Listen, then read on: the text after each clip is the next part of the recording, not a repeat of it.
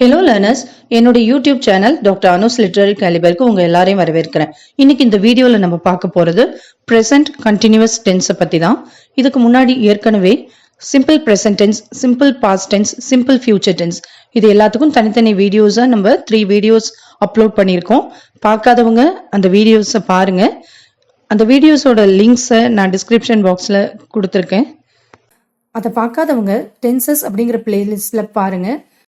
இது வரைக்கும் இந்த சேனலை சப்ஸ்கிரைப் பண்ணல அப்படின்னா சப்ஸ்கிரைப் பண்ணி வச்சுக்கோங்க. அப்போதான் நான் போடுற வீடியோஸோடைய நோட்டிஃபிகேஷன் உங்களுக்கு இமீடியட்டாக வரும். இப்போ ப்ரெசன்ட் கண்டினியூஸ் டென்ஸை பற்றி பார்க்கலாமா? The present continuous tense is used to indicate actions that are currently in progress or ongoing at the time of speaking. நம்ம பேசிட்டு இருக்க சமயத்தில் ஒரு விஷயம் நடந்து கொண்டு இருக்குது அப்படின்னா அப்போதான் நம்ம present continuous tense யூஸ் பண்ணுவோம்.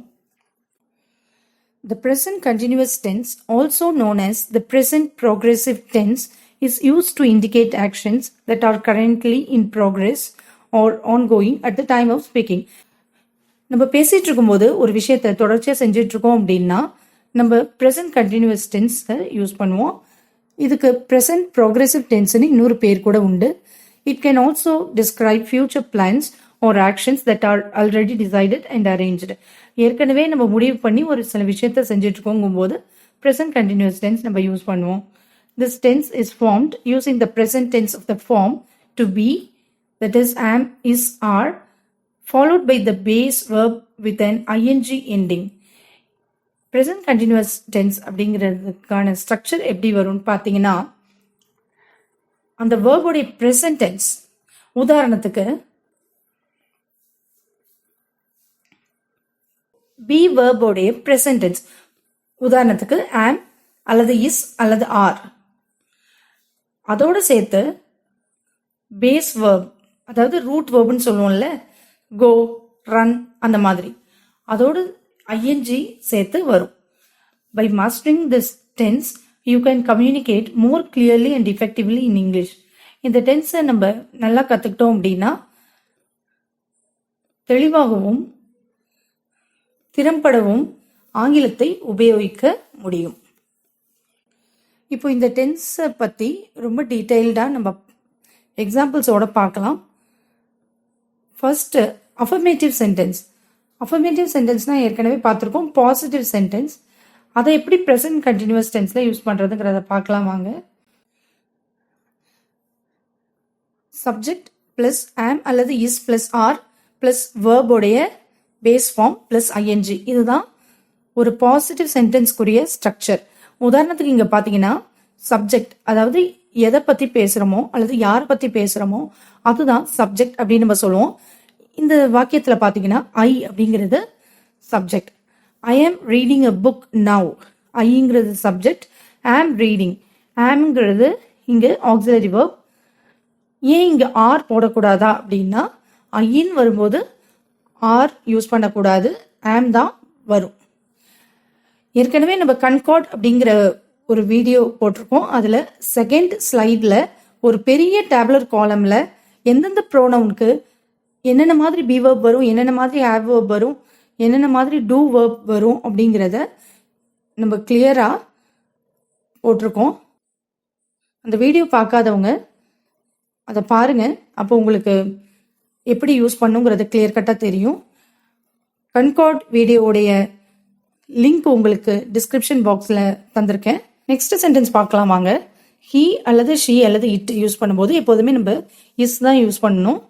அதோடு சேர்த்து ரீட் அப்படிங்கிற main verb plus ING. He is reading a book now, அவன் புத்தகம் வாசித்து கொண்டிருக்கிறான், அவள் புத்தகம் வாசித்து கொண்டிருக்கிறாள். இட் அப்படிங்கிறது ஒரு குழந்தையா இருக்கலாம். The child is reading a book now. குழந்தை புத்தகம் வாசித்து கொண்டிருக்கிறது.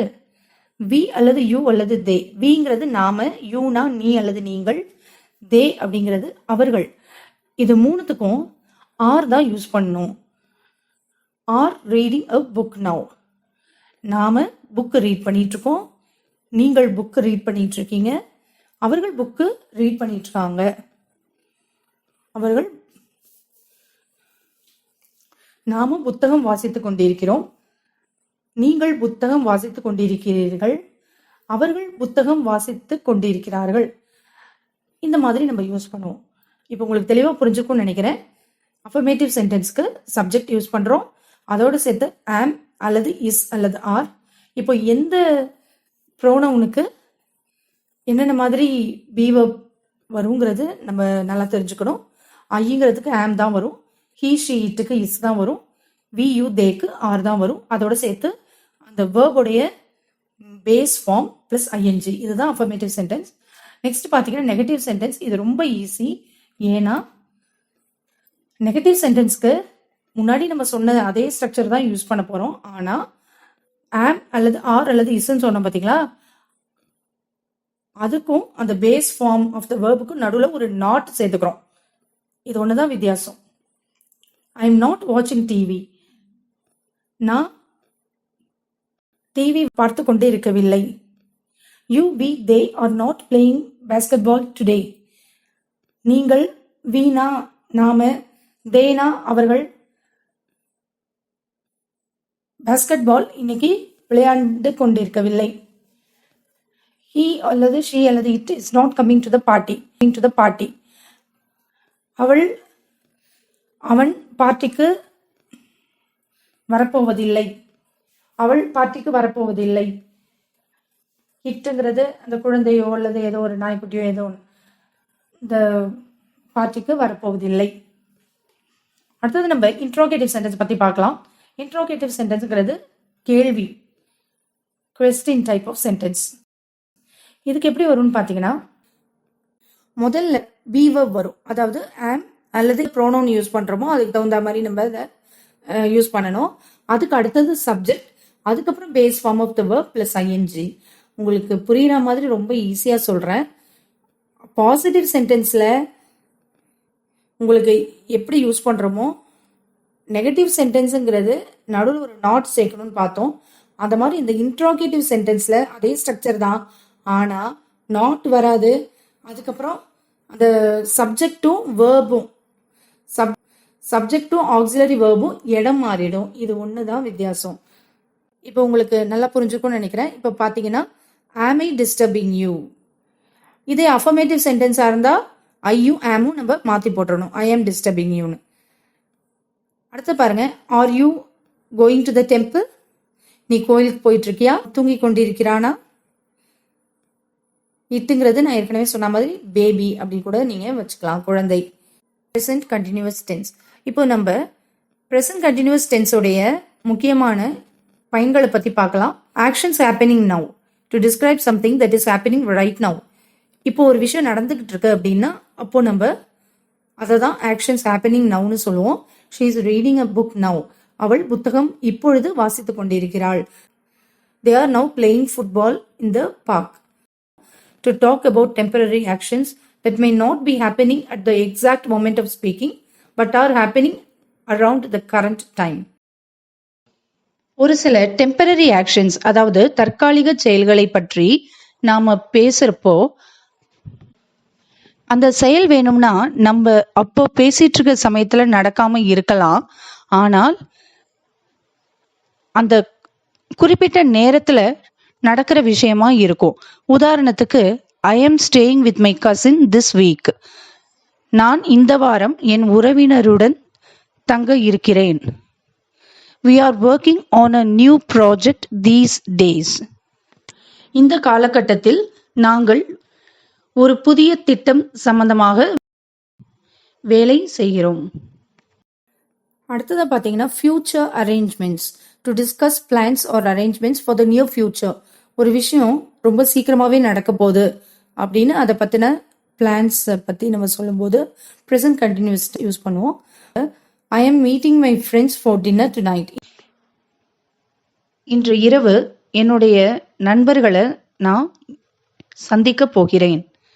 He is travelling to Japan next month. அவர் அடுத்த மாதம் ஜப்பானுக்கு போக இருக்கிறார். நெக்ஸ்ட் பார்த்தீங்கன்னா, repeated actions to describe actions that are repeated or happening frequently around the present time, often with adverbs like always or constantly. அதாவது நிகழ்காலத்துல ஒரு சில செயல்கள் தொடர்ச்சியாக ரிப்பீட் ஆகிட்டே இருந்தது அப்படின்னா நாம் ஆல்வேஸ், கான்ஸ்டன்ட்லி இந்த மாதிரி அட்வர்ப்ஸ் யூஸ் பண்ணுவோம். அதை தான் இங்கே ரிப்பீட்டட் ஆக்ஷன்ஸ்னு சொல்லியிருக்காங்க. உதாரணத்துக்கு பார்த்தீங்கன்னா, she is always complaining about something. அவள் எப்போ பார்த்தாலுமே ஏதோ ஒரு விஷயத்தை பற்றி குறை சொல்லிக்கிட்டே இருக்கா. They are constantly arguing over trivial matters. Trivial அப்படின்னா சின்ன சின்ன விஷயம். சின்ன சின்ன விஷயத்துக்கு கூட அவங்க எப்பவுமே வாக்குவாதம் பண்ணிக்கிட்டே இருக்காங்க. இப்போ நாம ப்ரெசன்ட் கண்டினியூஸ் டென்ஸுக்கு எக்ஸ்ட்ராவா ஒரு 10 சென்டென்சஸ் பார்க்கலாம் வாங்க. ஃபர்ஸ்ட் சென்டென்ஸ் பார்த்தீங்கன்னா, she is cooking dinner right now. அவள் இப்பொழுது இரவு உணவுக்காக சமைத்து கொண்டிருக்கிறாள். They are watching a movie in the living room. அவர்கள் லிவிங் ரூமில் இருந்து கொண்டு படத்தை பார்த்து கொண்டிருக்கிறார்கள். He is running in the park every morning. அவன் காலை வேளையில் எப்பொழுதும் பூங்காவில் ஓடிக்கொண்டிருப்பான். We are planning a trip to the mountains. நாங்கள் மலைப்பகுதிக்கு பயணம் மேற்கொள்வதை பற்றி திட்டமிட்டு கொண்டிருக்கிறோம். You are learning French this semester. இந்த செமஸ்டரின் பொழுது நீங்கள் பிரெஞ்சு மொழியை கற்றுக்கொண்டு இருக்கிறீர்கள். The kids are playing outside. குழந்தைகள் வெளியில் விளையாடி கொண்டிருக்கிறார்கள். அடுத்தது 7வது சென்டென்ஸ் பார்த்தீங்கன்னா, she is listening to music while studying. அவள் படித்து கொண்டிருக்கும் பொழுது இசையை கேட்டுக்கொண்டிருக்கிறாள். He is talking to his neighbor now. அவன் தனது பக்கத்து வீட்டுக்காரரிடம் பேசிக்கொண்டு உள்ளான். They are discussing the new project in the meeting room. அவர்கள் மீட்டிங் அறையில் புது ப்ராஜெக்டை பற்றி விவாதித்துக் கொண்டிருக்கிறார்கள். I am writing a letter to my friend. நான் என்னுடைய நண்பனுக்கு கடிதம் எழுதி கொண்டு உள்ளேன். அப்போ இந்த பி வெர்ப் யூஸ் பண்ணணும். அதாவது am அல்லது is அல்லது are அந்த ப்ரோனவுனுக்கு தகுந்த மாதிரி நம்ம யூஸ் பண்ணணும். அதோட சேர்த்து அந்த root form of the verb, உதாரணத்துக்கு வாட்ச் அப்படின்னா வாட்ச், ரன் அப்படின்னா ரன், பிளான் அந்த மாதிரி அதோட சேர்த்து நம்ம ஐஎன்ஜி வரும். இது நெகட்டிவ் சென்டென்ஸ் அப்படின்னா நாட் சேர்ப்போம்.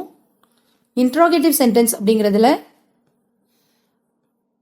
சப்ஜெக்டும் அந்த பி வெர்பும் இடம் மாறிடும். இந்த விஷயங்களை தான் நம்ம ப்ரெசன்ட் கண்டினியூஸ் டென்ஸ் யூஸ் பண்ணும்போது கவனமா செய்ய வேண்டியது. Conclusion, understanding the present continuous tense is crucial for forming the foundation of your English grammar skills. English grammar நம்ம திறம்பட கத்துக்கணும் அப்படின்னா இந்த present continuous tense நம்ம கரெக்டா கத்துக்கணும்.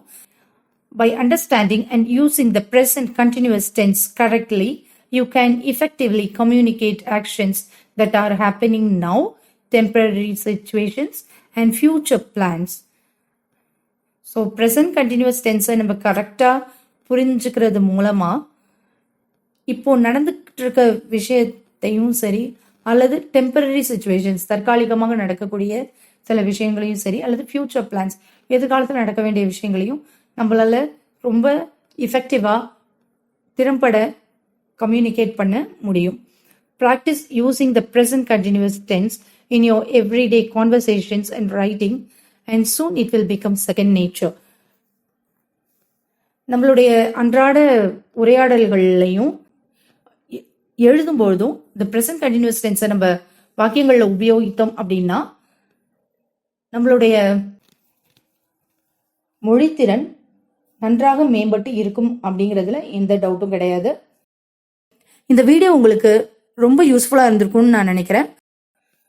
இந்த வீடியோ உங்களுக்கு பிடிச்சிருந்துச்சுன்னா லைக் பண்ணுங்க, ஃப்ரெண்ட்ஸோட ஷேர் பண்ணிக்கோங்க, சப்ஸ்கிரைப் பண்ணி வச்சுக்கோங்க என்னுடைய சேனலை. அப்போதான் நான் போடுற வீடியோஸோடைய நோட்டிஃபிகேஷன் உங்களுக்கு இம்மீடியட்டா வரும். நம்ம அடுத்த வீடியோல வேற ஒரு டென்ஸை பத்தி பார்க்கலாம். Until then, happy learning.